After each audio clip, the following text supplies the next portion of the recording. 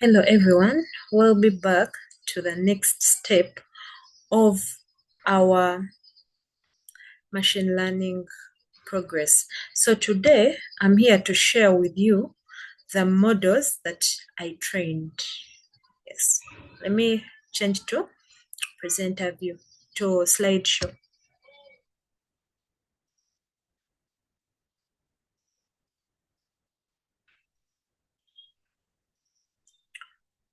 So as we can see, the project, we have been calling it electro waste management, but I received some reviews and I had to change the title to a dual objective machine learning approach for electronic waste readiness classification and depreciation. So as I had earlier on said, this video here, we are going to train two models.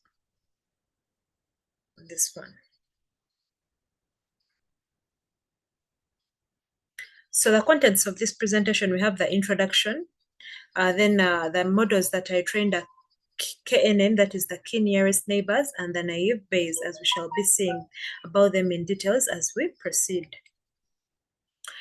So the rapid growth of electronic waste poses a significant global and health challenges. Some of the health challenges are, for example, if we have some of these devices like refrigerators, if you use them for a long time and they are at expiry time, they're going to start producing a dangerous gas. This gas affects your health.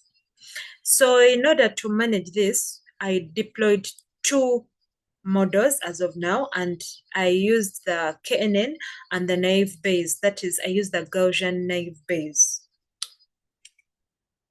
So the key nearest neighbors.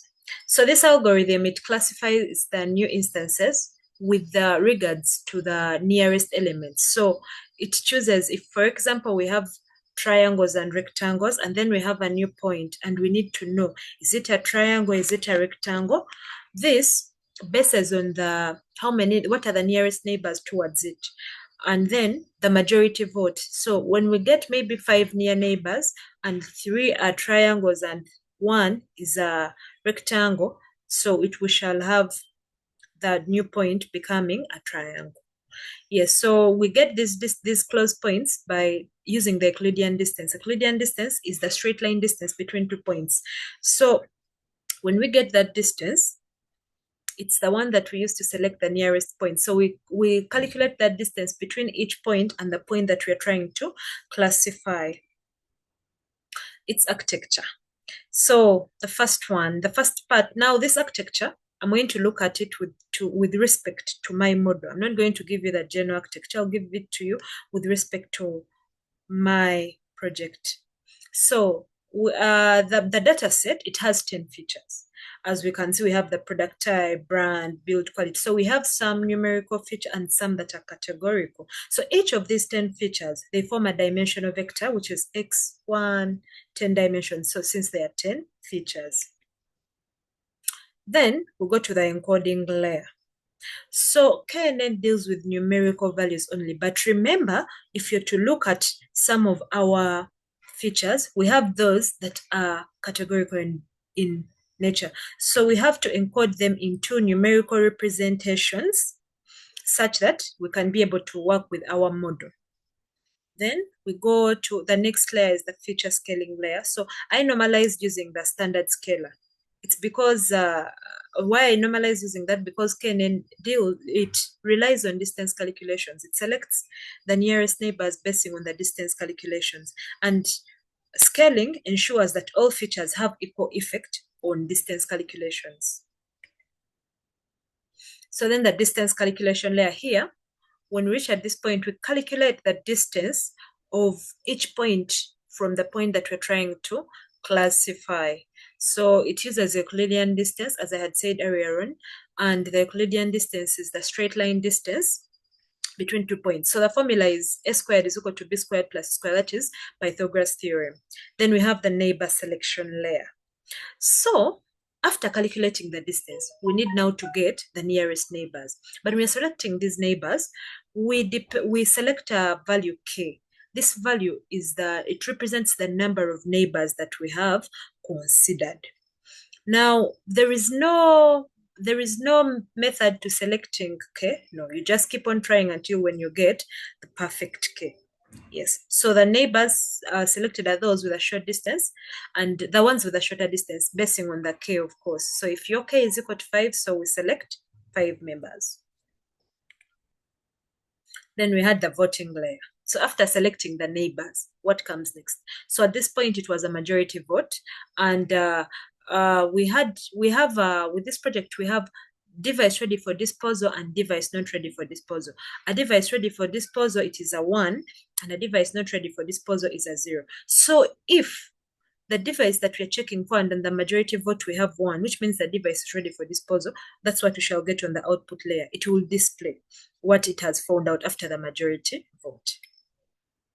So these are some of the visuals that I got. Number one, this is a confusion matrix. This confusion matrix, it helps us to evaluate our model. So as we can see, we have actual versus predicted. Remember we said the 1 stands for ready for disposal. The 0 stands for not ready for disposal. So this first quarter, this one which has 1,694 devices, these are true. It's a true negative.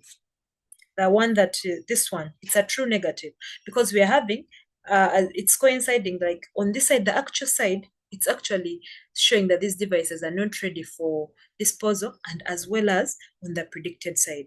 When we come to this one, this other second one, the one with 92, this is a what? This is a false negative. The actual is showing that they are not ready for disposal, but the predicted shows they are ready for disposal. Then we also have this and this. So it has it has 4 sections. That is the true positives, false positives, true negatives, false negatives. Then this one, the K-value versus error rate. We realize that the larger the K-value, the smaller the error rate, and the smaller the K-value, the larger the error rate. Then this is also showing us basing on its predictions. It shows that we had over 8,000 devices ready for disposal, and we have approximately 6,000. We had over 8,000 devices that are not ready for disposal. The 0 stands for disposal, not ready for disposal. The 1 stands for ready for disposal. So disposal is like a class. We are trying to classify them. Yes. Then we come to the naive Bayes architecture. So I trained 2 models, and this is our second one. So this one, it's a probabilistic. It is a probabilistic classifier based on the Bayes theorem. So we predict the probability of a device belonging to a certain class. So the higher now remember we have 2 classes. So which class has the highest probability of this device to belong? The one with the highest probability is what we consider as our result. So now this is its architecture. We have the input layer. So the input layer here, remember we said our data set has 10 features and all of them are put into consideration. Then each device becomes a feature vector. Then we have the probability modeling layer. So we estimate the probability of that class with respect, like we are trying to find the probability of that feature belonging to a specific class, something like that. So based on probability theorem, this is the formula. Then the Gaussian distribution layer. So why really when I'm using naive Bayes, but I'm using the Gaussian naive Bayes. This is because the data set contains numerical features. So it's not only categorical data, we have some numerical feature. And we have the prices, expiry years, those are all numerical features. Now these features are modeled as a normal distribution.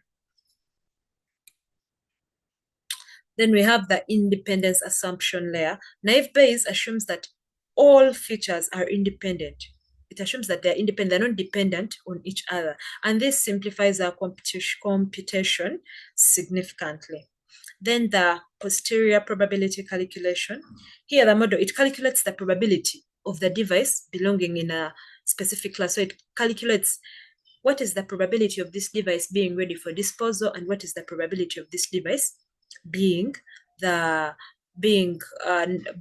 still able to be used. So the one with the biggest probability is what it will give us. That if, let me say, if it has a higher probability of it being ready for disposal, it will tell us device ready for disposal. Yes, so I also had confusion matrix with naive Bayes. We realized this first section 1753, it is a true negative, and then this 1214 is also a true positive. Realize the actual and the predicted is still giving us 1214 devices that are ready for disposal. Then also here, its predictions. Remember, we had predictions the other side. The other side, it was showing us over 8,000 are not yet ready for disposal. Here we are having over 15,000 not ready for, over 1,500 not ready for disposal, and then we have 1,250 ready for disposal. Then a comparison between the two. In my assessment, I realized that naive Bayes was more accurate than KNN. So I would say the naive Bayes would be a better model for my data set, and it would also be good, ideal. The fact that my data set has both numerical and categorical data, it would also be ideal. So KNN identifies devices similar to previously disposed devices, while naive Bayes predicts statistical probability of disposal. Thank you.